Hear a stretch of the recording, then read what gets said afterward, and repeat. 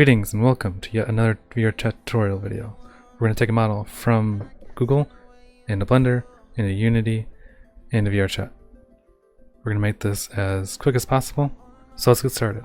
First things first, you need to download some things. Blender is up first. Go download 2.79b, download that.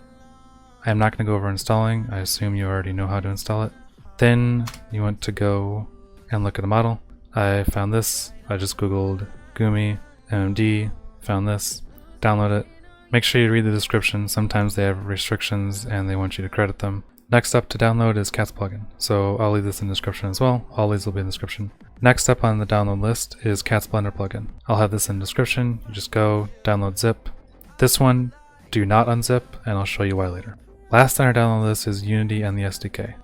For now, just install Unity and Unity Hub, follow this tutorial. This is a VRChat tutorial.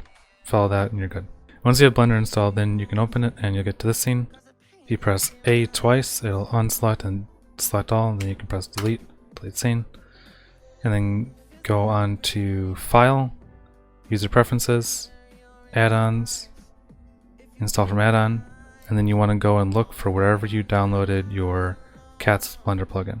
And then you would click on it, and then you'd install from Add-on, and then you can go to add-ons here after that, and you'll find a little thing like this, and you just check it and then save user settings and then close, and then Cats will be right up here, right on the side. If you don't have this thing, just press T. Next we'll be getting into all the parts of the Cat's Blender tool. So if you go to the little hamburger sign here, you got a bunch of different things you can import from: MMD, XNA, Source, FBX, VRM. All we're going to be doing for this tutorial is MMD. So you click that, you go to wherever you downloaded your MMD you got from DeviantArt or wherever you got it from, then you click it, import from model, and then you'll see you got your model here. Next, we'll be looking at the wrench icon. So you just click the wrench icon and you got a bunch of different options here. The only one you need to worry about is full body. Make sure that's clicked. Even if you don't have full body, you might use in the future and it's difficult to put back in after you've already fixed the model. Then we can click Fix Model, it'll load, and then you got your model. I use left click to select in Blender, and it might get a little bit confusing for you if I'm pressing left click instead of right click down in my screencast. So to change your layout to left click instead of right click, you go to File, User Preferences, Input, select with left click, save your settings. Next, we'll get into model options. You've separated by materials, loose parts, shapes, all selected. You got a bunch of different things here. Basically, you don't have to worry about this for this tutorial, but what this is just saying is you can separate your model into different parts and different sections. This next part is translation. So if you just click on the bones so that they don't get in the way and we can hide those, then you click on your model and you go into your shape keys and vertex groups. You'll see all these are different in Japanese, as well as your materials, and you just translate all. It translates them all to English. Custom model creation is something you don't need to worry about for the tutorial, but basically what it is you're attaching different parts of other models to other models. So if you want to swap your head, your hair, or your shoes, or your hands, that's what that's all about.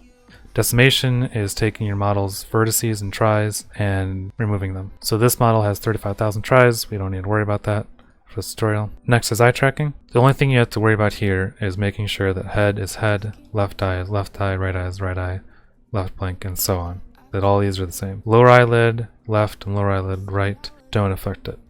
You can leave those alone. If you don't like eye blinking but you want eye movement or vice versa, you can select or deselect any of them. And if you want more eye movement range, you can increase that here. Once everything checks out, you can go create eye tracking, then you can go to Visemes, and then now we're at Visemes. The only thing you have to worry about here is that those line up to how they would sound in real life. So if o,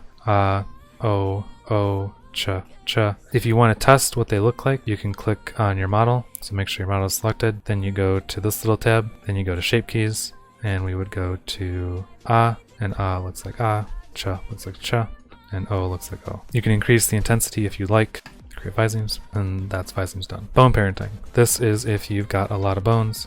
So if we unhide the bones, you've got a lot of skirt bones. If you'd want to create those onto a separate bone, this is useful for dynamic bones. If you want to connect everything to one bone as a dynamic bone, let's say all these skirt bones we want to connect to one, we parent all that, and then now you've got a separate bone that these are parented to. And then you can connect your dynamic bones to that singular one instead of your hips. So let's hide the bones.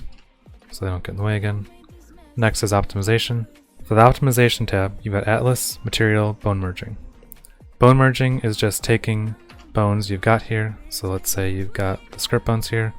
Let's select skirt bones, and we want to merge 100%. So we merge them. It takes a little while. Now instead of having 5 bones on each skirt, we've only got 1. Pretty simple. And a lot of bones with dynamic bones create lag. This is a good way to alleviate some of that FPS drop. Atlasing is one of the most important things about model creation. If you don't atlas, you're going to have a lot of materials, and a lot of materials cause lag because each one is a draw call on everyone's CPU.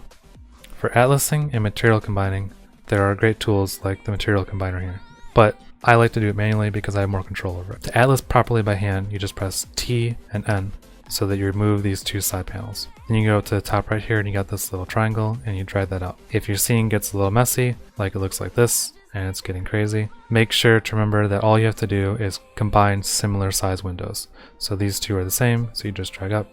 These 2 are the same, so you just drag up. These 2 are the same, you drag this sideways. But drag that out, then go to the bottom left here, and you've got the little 3D icon. Right now we're at 3D view. You want to go to UV image editor. I'm going to speed through this for a little bit because there is a lot of similar steps involved. But basically all you're doing is you're taking your model and you're taking what is combined and you're basically remapping it to a big texture with all of your textures in place. If we go back to the folder where we downloaded the model, there's a bunch of different textures in there. These are the textures we're going to put into a singular texture. If you have a program like Photoshop, that's great. That's what I use. If you've got a program like GIMP, Paint.net, there's a lot of different programs out here to do this stuff. I'm using Photoshop because that's what I know, but they're all pretty similar. So what you want to do is you want to go in and create new, and you want to do a 4096 by 4096. That's the image size that Unity uses. Create new. And then go and open up your textures file, and you just want to drag in all of them and you want to resize them and just scatter them all in there. And then when you're done, it should look something like this. Another thing to keep in mind is to remove the background so that it's transparent. Make sure to save it as a PNG. You can use other files, but they're a bit more taxing. Once you've got it looking like this, then we can take it back into Blender. Back in Blender, you go onto your right side, open, and you go and find wherever you saved your atlas. Open that. Before we do anything else, you want to pin it so it doesn't move. And then you can go onto the left side and press tab, go to edit mode. Make sure you press A twice so it deselects everything. Then you can go on to the right hand side and then your tools up here. Click on the material, then you click on which material you want to click on. Let's do skin first. Select skin, and then it'll show you this. So right now it's using a different texture than what we've already have here, but all you have to do is size it down. Just pressing S, press G to grab it, and then you move it over here. And then we can go and we can make a new material. And we can press new. So all I do is press the plus button and then press new, and let's name it Atlas. Then once you have that in position, then you click on Atlas and you press assign, and it'll look like that.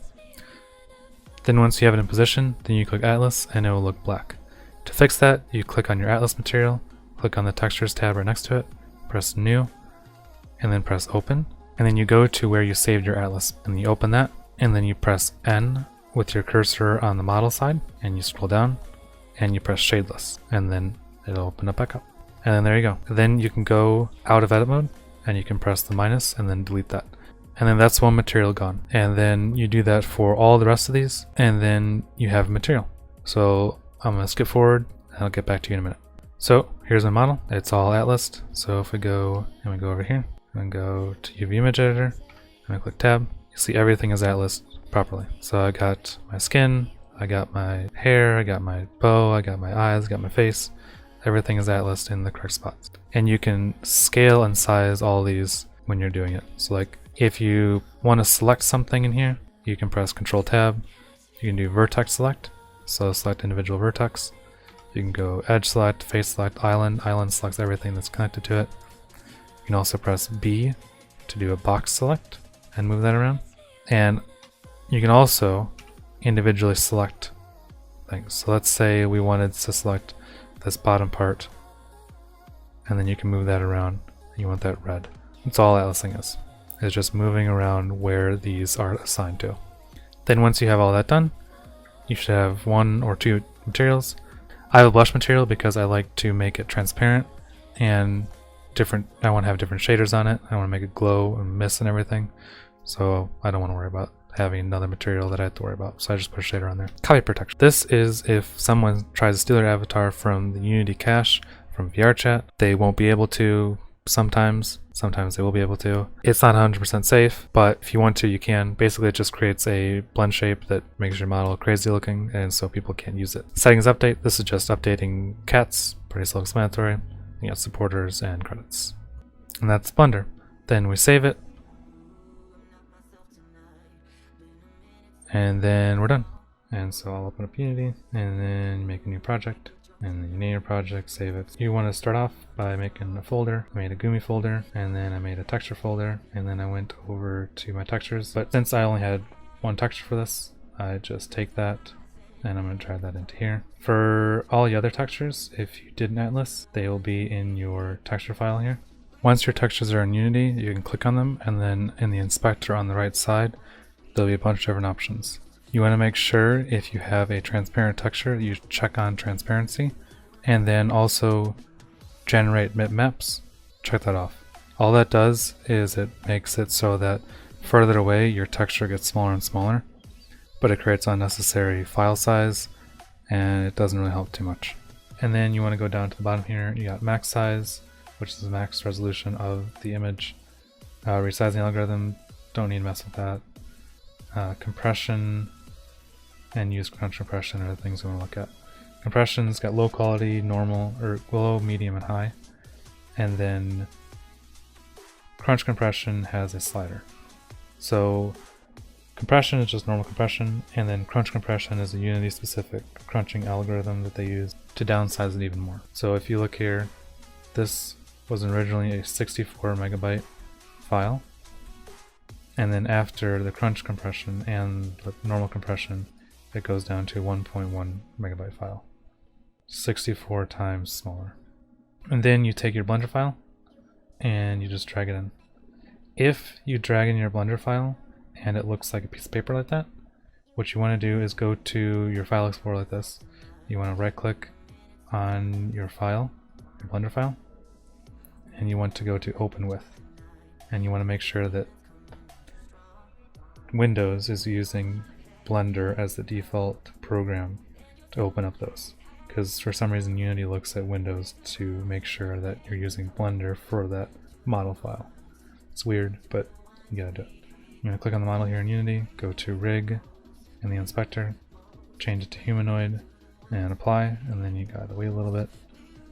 And if it has like a red thing, like if it shows like a little error here or something, you want to go to configure. Generally you don't have to, because Models Cats plugin is amazing and it kind of does everything for you. But if everything looks right, it'll be green here. This only happens for the full body fix, but it has no impact on actual like usage of the model. It doesn't. You can ignore it. But yeah, everything looks good. Then you go, and so right here, if you get a model into Unity that has more material showing up than the amount of material showing up in Blender, is go back to, you have to just click, you can double click on your model here, and then it opens up in Blender, and pink, it's fine because it's not accessing the right textures. All you have to do is go up to this little icon and then change it to Blender file, and then you'll have a bunch of different things here. And then open up images and delete both those images, and then you want to go down to textures and delete both those textures.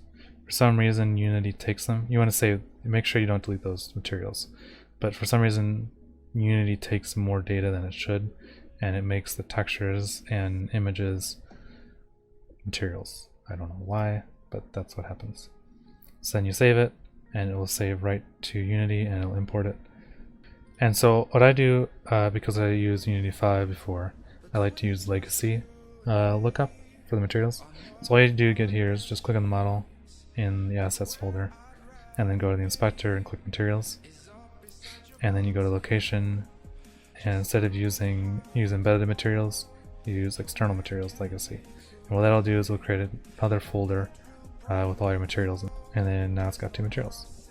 And so here is where you get to, you could upload it like this, but I don't think it looks as pretty. So what you want to do is you want to go to Google again, get the cubed Unity shaders. I'll have all these links in the description. Download that, then get Visemes and download that.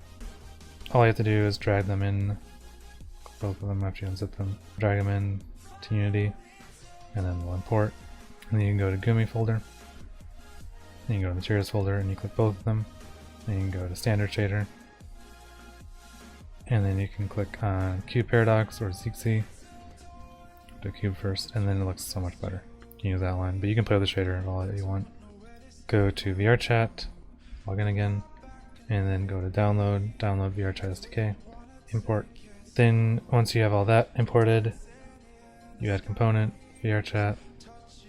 Then once you have the SDK imported, got your model imported, you got your textures, you got materials, got your shaders, then you add the descriptor as a component on your model in the hierarchy here. This is like the last step. So this is your view position. This is where your camera will look from your VR headset or desktop. And it goes in meters, so 1 meter, 3 feet. And so you position it how you want to position it. Default sitting animation is just how your avatar sits, like if it's cross-legged or normal sitting. So once you've added the avatar descriptor, you've got your view position, you got your female animation set. Then you go to lip sync and you change it to Visemes blend shape, and this will go to, you just open up the model and you go to body and you drag body in. And these are all the blend shapes we made for talking. And so you pick all those, and then once all those are picked, then you're good. And that's it. You go to settings, sign in. I've already signed in. Then you go to show build control panel. Then you see that we're all performance good. That's that. Build and publish. You have to save a scene, unless you've already saved the scene. And then you upload it, name it, and you can position the camera. And since you're in play mode, when you're in play mode, not many settings save. So all this stuff I'm doing here won't save on my model, and so I can just use it for the picture. So you get a good picture, you tilt the head. All I did for the head tilting is I just went into the model here, went to armature, went to neck, and I tilted it, rotated it. You've got your different rotating, moving and grabbing and sizing and rescaling all up here. All these are hotkeyed to Q, W, E, R. And that's it. And then you can go into VRChat and see your model. So thank you all for watching. That has been my first tutorial video. And the next one will be out in a year from now, 2020. That's what we'll shoot for. So see you guys in a year. Bye bye.